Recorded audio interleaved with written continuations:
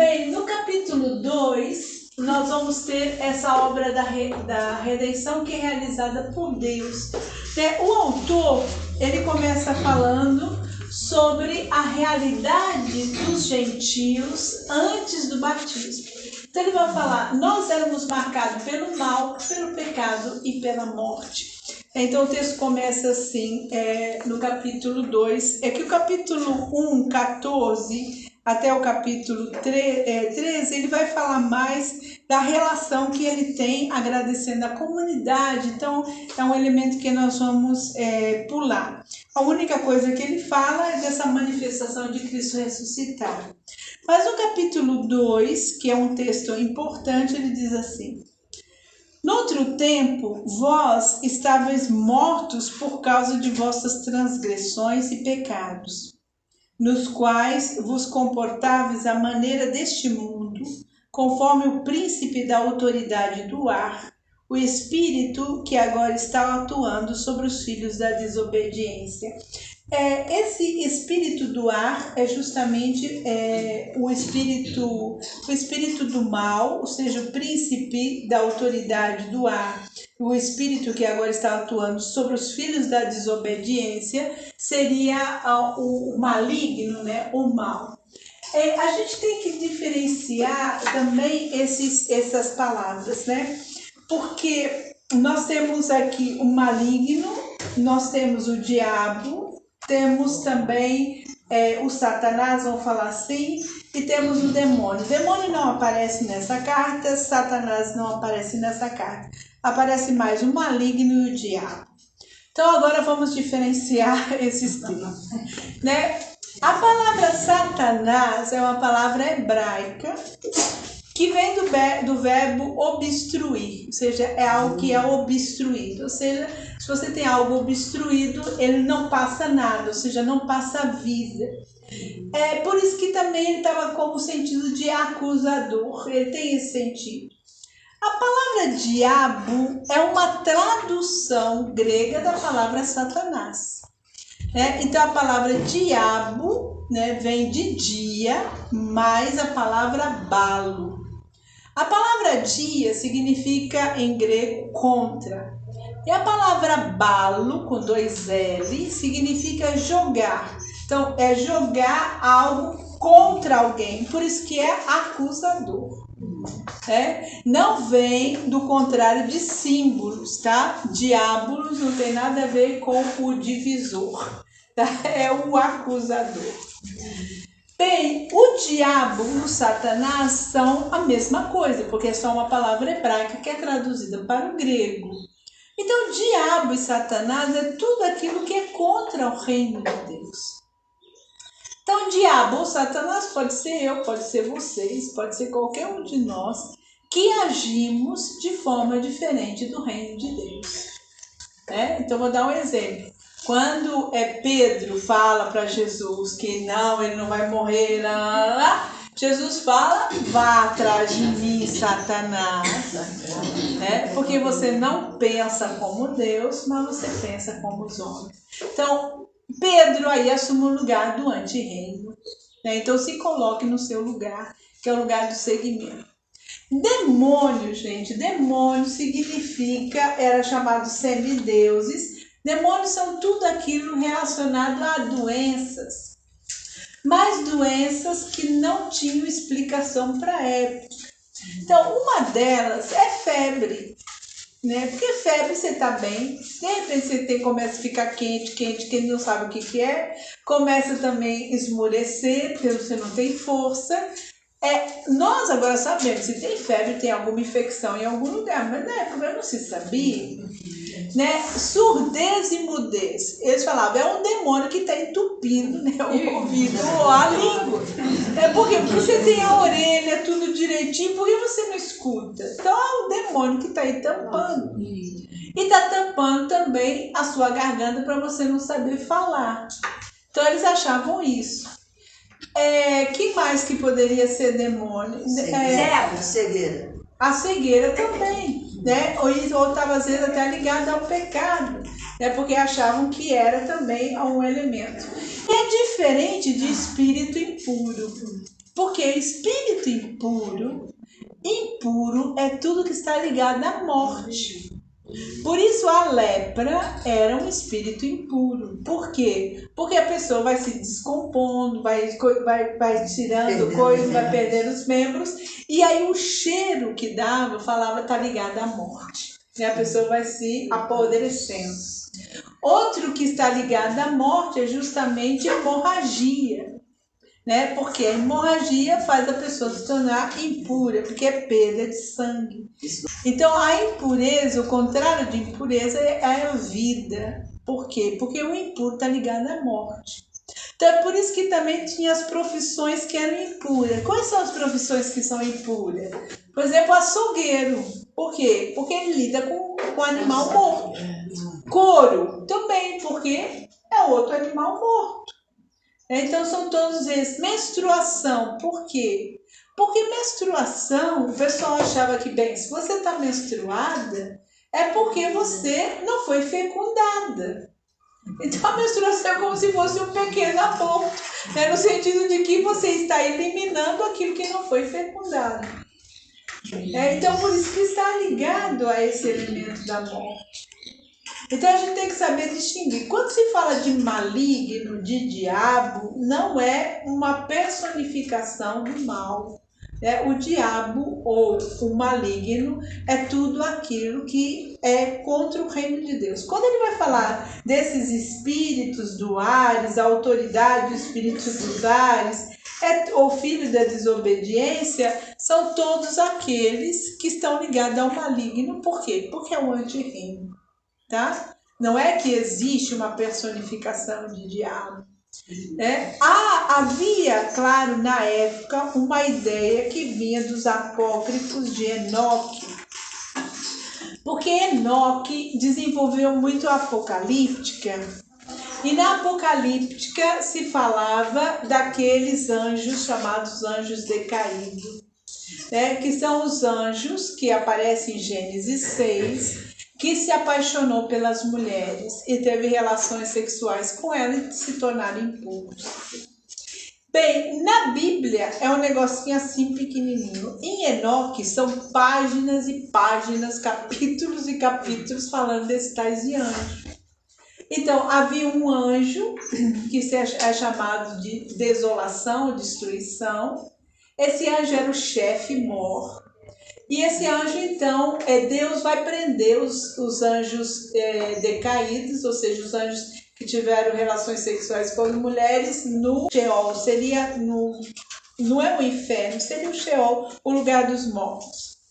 E esse anjo, então, pede para Deus para que não coloque todos lá, mas que dê 10% para ficar tentando a humanidade. Isso aí faz parte da tradição apócrifa, né, de Enoque, que havia esse imaginário que vinha do período persa, né, de que existia esses seres que ficavam tentando.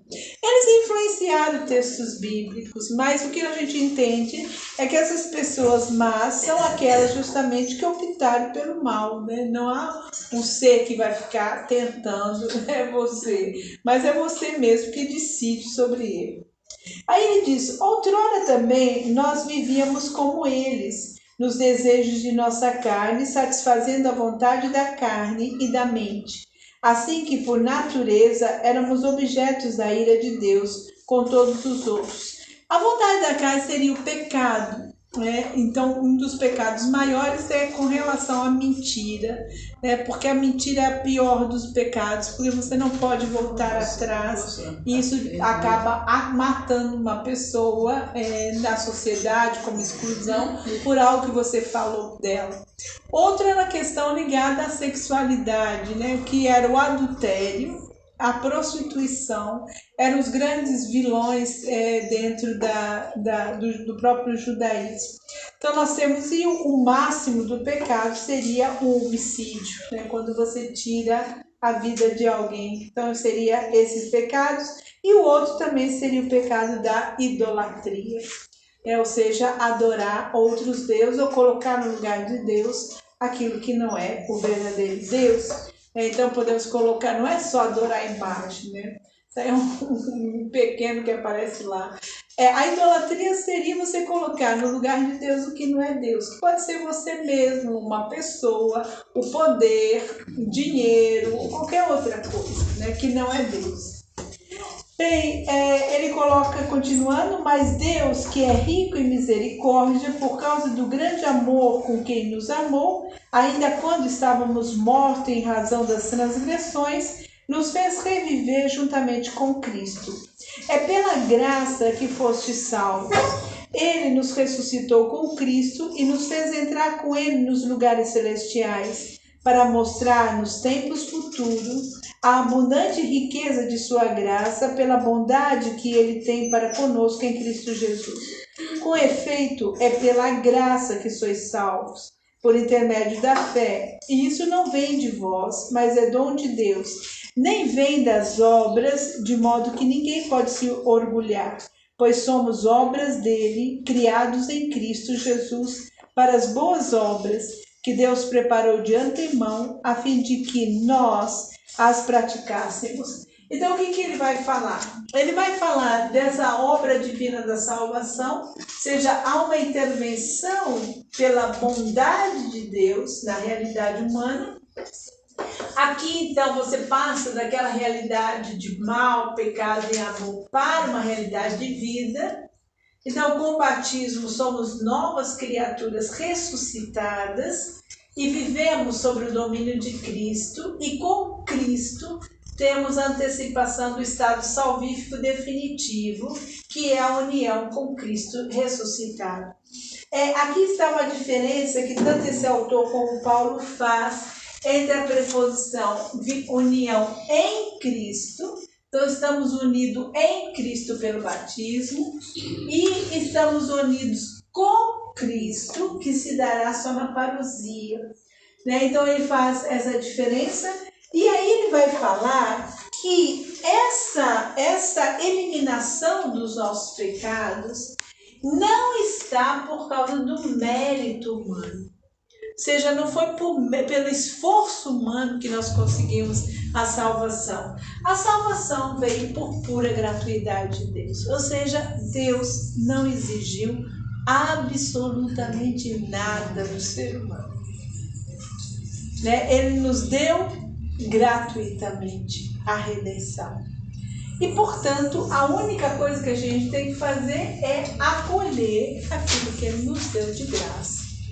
Então, a origem da identidade do batizado é Deus, mas ele está unido a Cristo e assim implica um novo modo de agir. É esse elemento que nós vamos ter.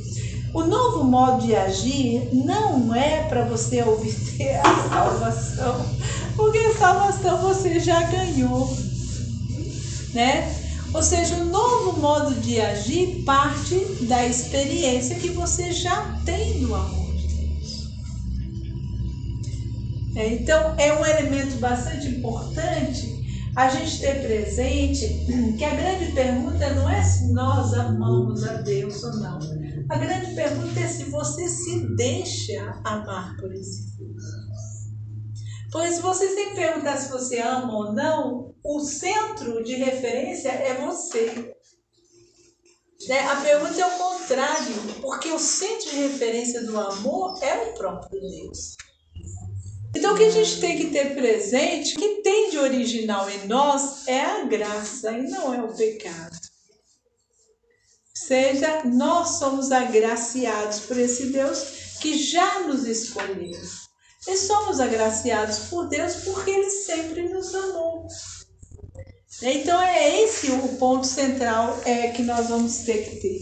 O verso continua dizendo: portanto, lembrai-vos de que antes eras identificados como gentios no corpo, incircuncidados por aquele que no corpo são chamados circuncidados, pelas mãos humanas. O que ele está falando? Que vocês eram gentios e não judeus. Ou seja, vocês não faziam parte da cultura judaica, que tem como pressuposto a promessa da vinda do Messias. Ele está falando que vocês não tinham essas promessas, porque vocês eram gentios, ou seja, vocês não pertenciam ao povo eleito. Aí continua. Naquele tempo estavam sem Cristo, ou seja, vocês estavam sem as promessas messiânicas, separados da cidadania de Israel, ou seja, não pertenciam ao povo eleito judeus, eram excluídos das alianças das promessas que foram dadas aos patriarcas. Ou seja, se você não é do povo judeu, você não pertence às tradições dos patriarcas e matriarcas. Vivendo no mundo sem esperança e sem o Deus verdadeiro. Por quê? Porque adoravam outros deuses, né? Nós estamos vendo aí o gentio, que era da cultura grega, que poderia ser monoteísta, mas a grande maioria era uma religião politeísta. Mas agora fostes aproximados de Deus, de Jesus Cristo, por intermédio de seu sangue, vós que antes estavam distantes. Então ele está falando que agora... Começa agora o ponto positivo, né? Antes vocês não tinham várias coisas porque eram gentios, mas agora Deus vai lhe dar várias questões que eram dadas só para o povo judeu. Aí ele vem. De fato, ele, ou seja, Cristo é nossa paz. A palavra paz vem daquilo que é integral, ou seja, que não tem divisão dentro dele. Então, o que vem da palavra shalom, que nós temos a palavra shalom, né? A palavra shalom significa integral, ou seja, é um, não tem divisão. Formando de ambos os povos um só, por isso.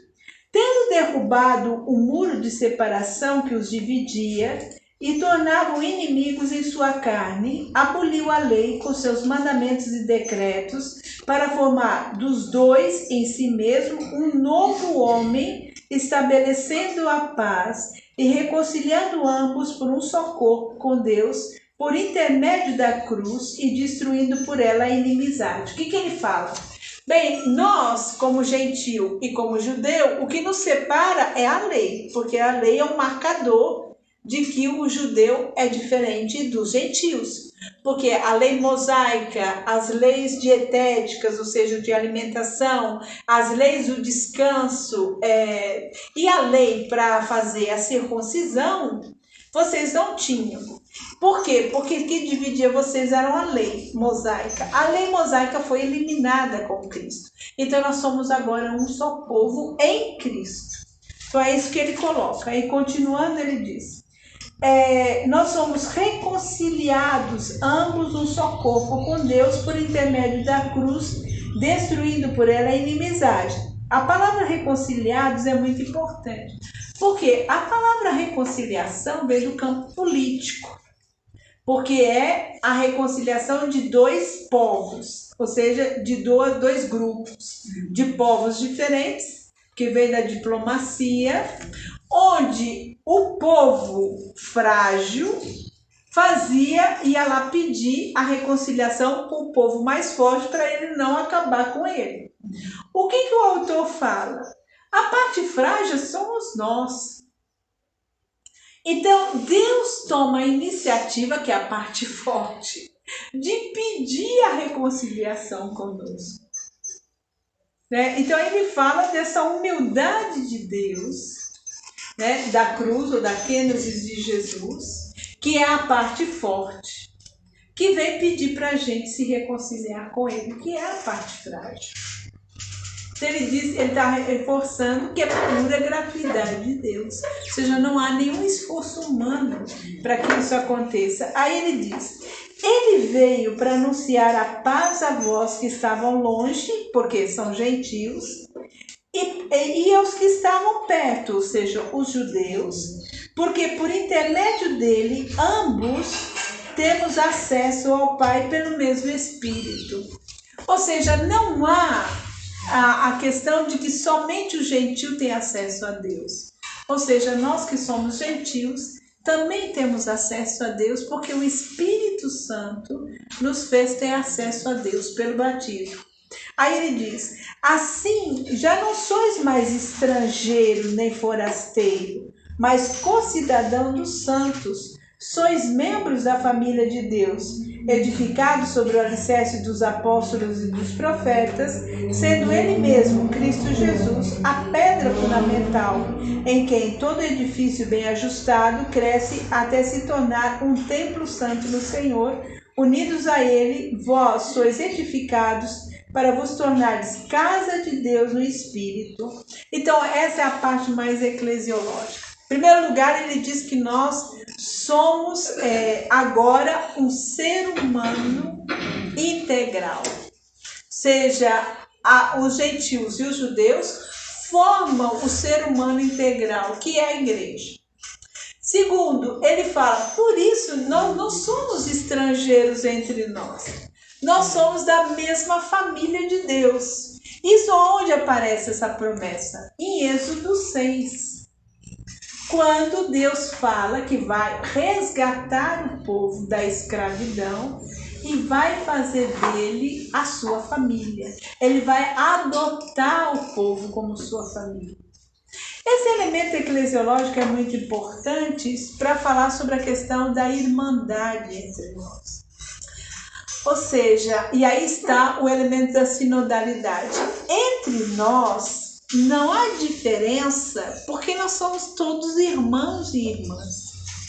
Ou seja, todas as diferenças culturais não é que são eliminadas, mas entre nós, essas categorias que nos separam na sociedade não encaixam mais na igreja. Por quê? Porque nós somos da mesma família. Né? E por isso que também encaixa com a sinodalidade, que é essa questão de poder. Não há quem é maior dentro de uma família de irmãos. Então, se Deus é nosso Pai, que é a autoridade máxima, nós somos irmãos entre nós. E eu acho que é isso que nós perdemos. A gente fala muito da categoria povo de Deus, da categoria corpo de Cristo, para falar da igreja, templo do Espírito, mas poucas vezes falamos da categoria de sermos irmãos e irmãs, seja da irmandade entre nós.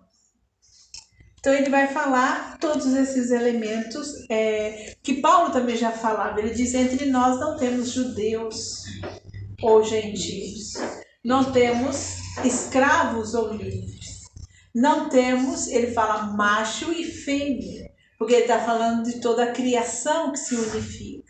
Então, essas categorias que nos dividem na sociedade, na comunidade, não devem existir, porque somos irmãos da mesma família de Deus.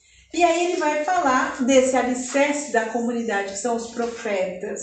Os profetas são os cristãos, no fundo, por quê? Porque os cristãos que têm o dom também da profecia, e são os apóstolos que também, ou seja, ele está falando, o fundamento vem da pregação, que é dos apóstolos e dos profetas, mas todos alicerçados em Cristo. Então, Cristo é a nossa pedra fundamental, é aquilo que dá sustento à igreja. E nós somos, então, o templo de Deus, ou seja, nós manifestamos quem é Deus através da nossa pessoa. Primeiro que Cristo é a paz por excelência, ou seja, se estamos em Cristo, estamos unificados, é isso que ele está querendo dizer. E a cruz é o início dessa nova humanidade, porque é na cruz que ele nos reúne.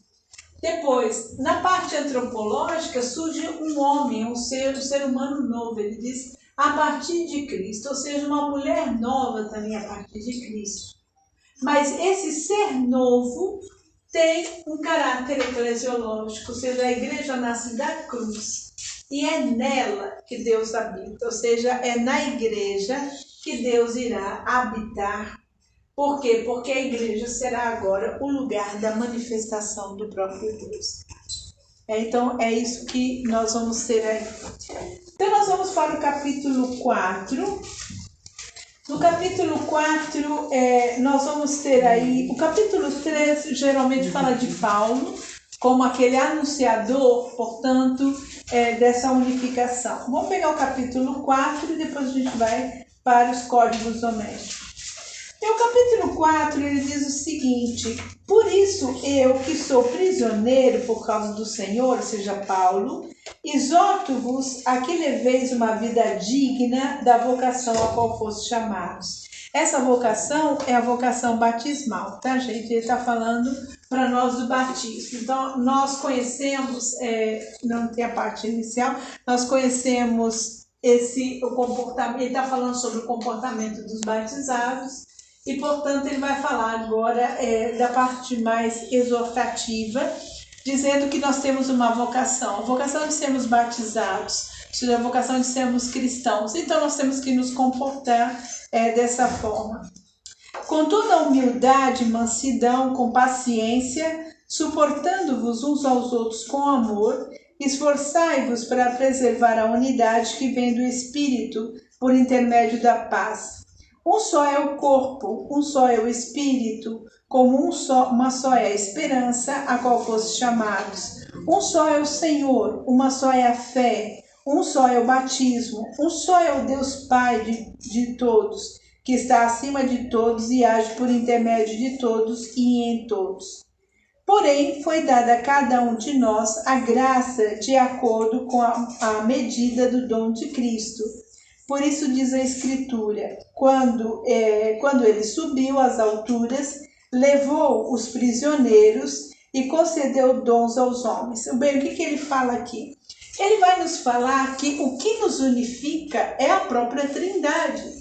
Porque nós temos um único Senhor, nós temos um único Pai e temos um único Espírito. Ou seja, não há o fundamento da comunidade é a comunhão trinitária. Aí ele vai dizer que esse Deus, que é Cristo, nos deu os dons. Aí ele diz, ora, o que quer dizer que ele subiu? Significa que também desceu às regiões mais baixas da terra. Aquele que desceu é o mesmo que subiu acima de todos os céus para preencher todas as coisas. Ele está falando que Jesus se encarna, porque Jesus é o Filho, se encarna, mas Jesus volta, se encarna e vai até os lugares mais inferiores, que seria a morte. Ele faz a experiência da morte e ele sobe, então ele vai no mais alto, porque ele foi no mais baixo. Então, por causa desse processo de kenosis, ele consegue ir na morada, que seria a ressurreição. Aí ele diz, foi ele que concedeu a uns de serem apóstolos, e outros profetas, a outros evangelistas, a outros pastores e mestres, para preparar os santos para as tarefas do serviço em vista da edificação do corpo de Cristo. Até que todos chegássemos à unidade da fé e do conhecimento do Filho de Deus, ao homem perfeito, à medida da estatura da plenitude de Cristo. Assim, não seremos mais como crianças que mudam facilmente de parecer, que são levadas para lá e para cá por todo o vento de doutrina, pelo engano dos homens e por sua habilidade em levar ao erro. Pelo contrário, praticando a verdade no amor, crescemos em tudo naquilo que é a cabeça, Cristo, de quem todo o corpo bem ajustado e com todas as suas partes ligadas pelas juntas, deriva seu crescimento de acordo com a atividade de cada uma das partes, desenvolvendo-se no amor. Bem, o que ele diz? Ele diz que, mesmo que nós somos um em Cristo, nós temos dons diferentes. Então, uns receberam um, outros receberam outro, outros receberam outro. Mas é essa diversidade que nos ajuda a manter a unidade, dado que todos esses dons devem estar a serviço da comunidade. Aqui está a questão dos carismas e dos ministérios. Ou seja, os carismas que nós recebemos é para estar a serviço da mesma igreja. E por isso que somos um corpo. Dado que um corpo não tem só uma parte, um corpo não é formado só de pé ou só de cabeça, o corpo é formado por vários membros diferentes que estão a serviço do corpo, do andamento do corpo. Então, o que eu chamo a atenção é que o autor nos deixa bastante claro essa questão da diversidade dos dons que são relacionados ao mistério do Evangelho. Vocês podem perceber que são todos os dons para pregar, em vista da unidade da fé e da Igreja Universal. Ou seja, todos os carismas estão tendo a única finalidade, que é essa unificação da fé em Cristo. né? É esse elemento que ele nos coloca. Bem, o último texto, então, que eu quero trabalhar com vocês é justamente o texto dos códigos domésticos, pelos vários problemas que ele dá, que é o capítulo 5, versículo de 21 seguintes. Os códigos domésticos, gente, são códigos muito próprios da cultura grega. O que é importante perceber nesses códigos é que entram pessoas que não eram consideradas pessoas com consciência, ou seja, com caráter jurídico. Uns são os escravos e outros são as mulheres. As mulheres não eram sujeitos jurídicos. Por quê? E não eram sujeitos de deveres e direitos. Por quê? Porque na cabeça de muitas culturas nós não tínhamos consciência, né? E, portanto, a gente não tinha para que ser punido, porque não somos sujeitos de direitos e deveres.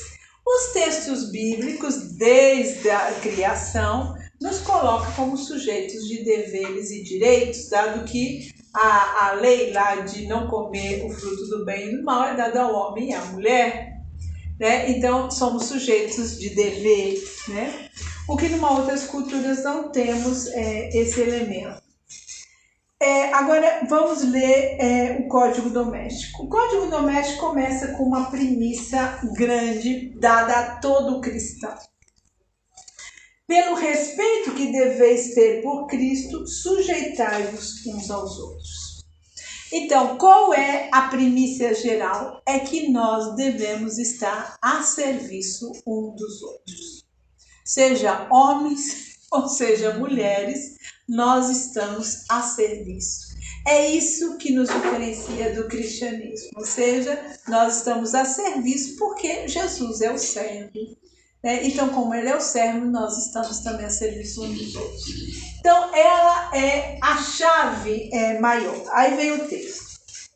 As mulheres se sujeitem aos seus maridos como ao próprio Senhor, porque o marido é cabeça, ou seja, é a origem da mulher, como também Cristo é a origem e salvador da igreja, que é seu corpo. Assim como a igreja é obediente a Cristo, também as mulheres obedeçam aos seus maridos em tudo.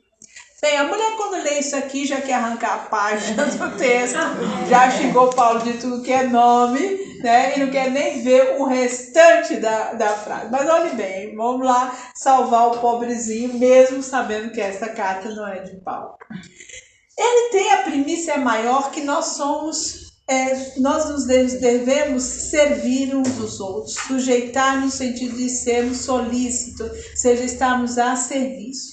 Bem, para a mulher é a mesma coisa, ele diz para as mulheres serem solícitas ao seu marido.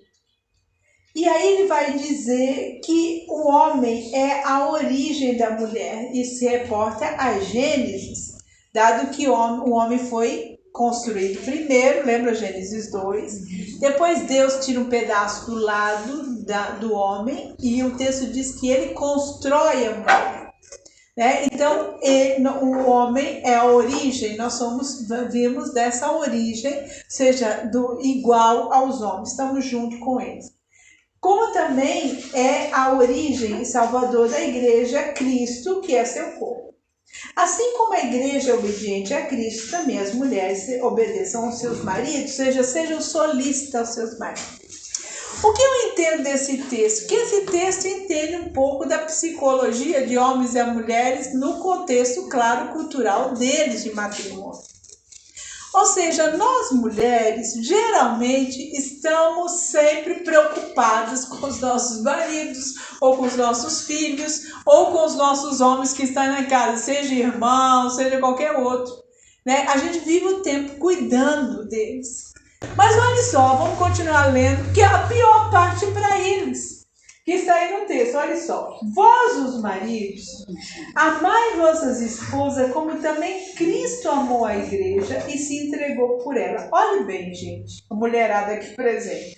Você acha que se um homem ama a sua esposa como Cristo amou a sua igreja, ele vai deixar a sua mulher ser submissa no sentido negativo que a gente entende? Claro que não. E ele continua ainda pior. Para que a igreja fosse santa, ele a purificou no banho das águas com a palavra, para apresentar diante de si mesmo uma igreja gloriosa, sem mancha, sem ruga, ou qualquer coisa do tipo, mas santa e sem defeito. Olha só.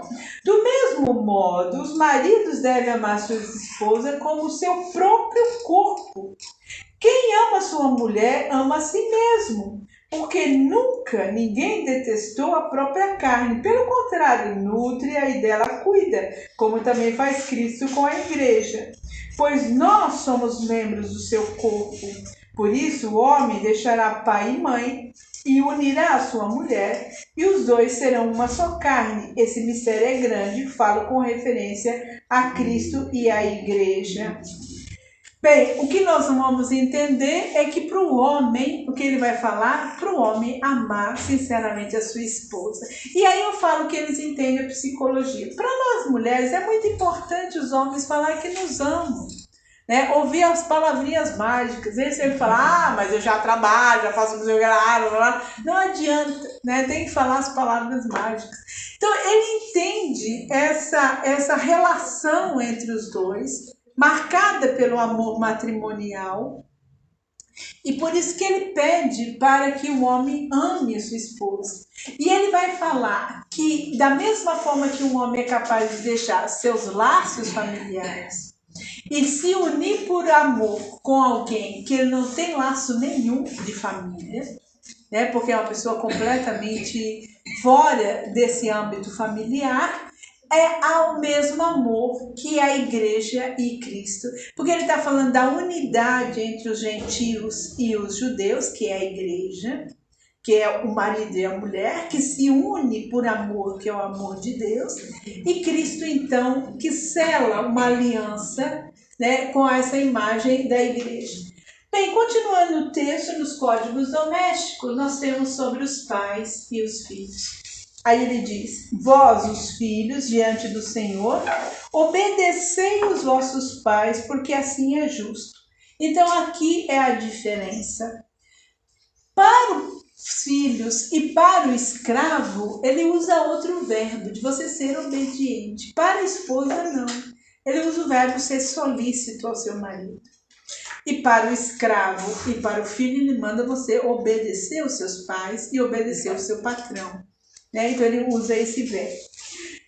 A vossos pais, porque assim é justo. Honrai teu pai e tua mãe. Este é o primeiro mandamento que tem uma promessa, para que sejais felizes e possa gozar uma longa vida sobre a terra. E vós, os pais, não provoqueis vossos filhos, mas dai a eles uma disciplina e uma educação digna do Senhor. Bem, aqui se fala para os filhos e as filhas. Existe na tradição judaica essa questão de dar uma educação adequada para meninas e para os meninos.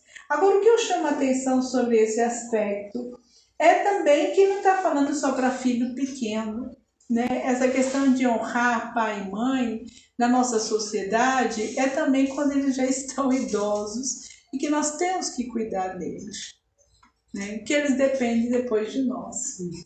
Então essa realidade é uma realidade que nós fomos pouco preparados, né? De o que vai acontecer, quem vai cuidar e como nós vamos cuidar, né, dos nossos pais e das nossas mães quando estão agora necessitando de nós.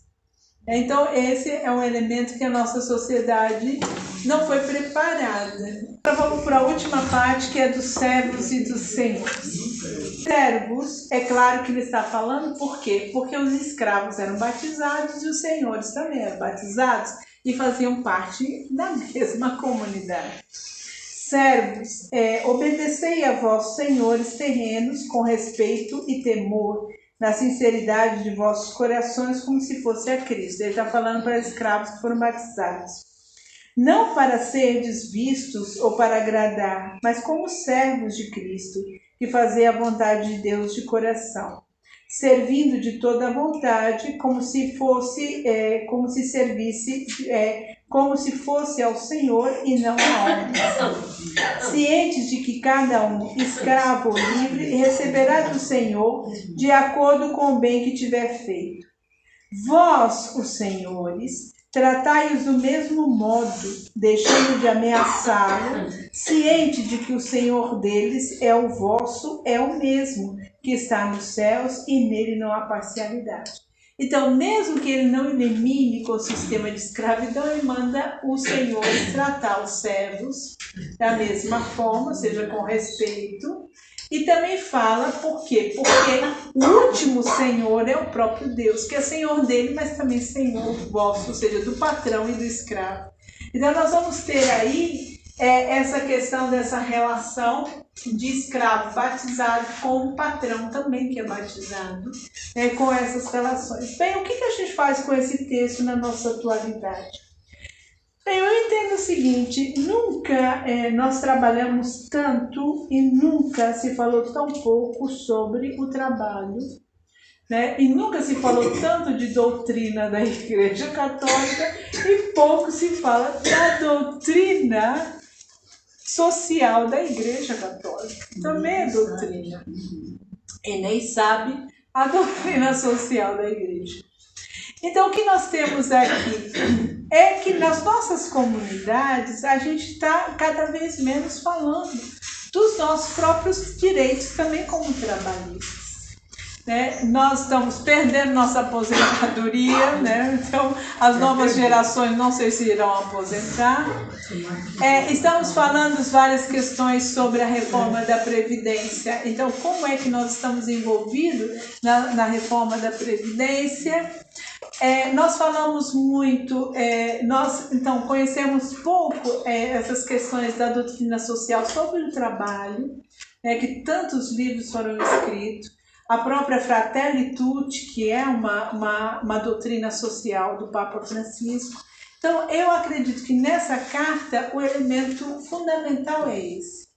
Mas também com os filhos, além daquela questão de que ele está falando para filhos também grandes, também nosso envolvimento, e aqui em Belo Horizonte, acho que vai ser agora no início de outubro, com as eleições dos conselhos tutelares. Nós pouco nos envolvemos com os conselhos tutelares. E os conselhos tutelares estão a favor das crianças e adolescentes, mas também dos idosos. E a gente se envolve pouco, a gente não vai para votar, porque o voto não é obrigatório. E mal conhecemos essas pessoas que irão para os conselhos tutelares, que no fundo será uma porta também para elegerem depois para prefeito, vereadores, ou seja lá quem for. Outro elemento que essa carta apresenta é a reflexão também sobre a família.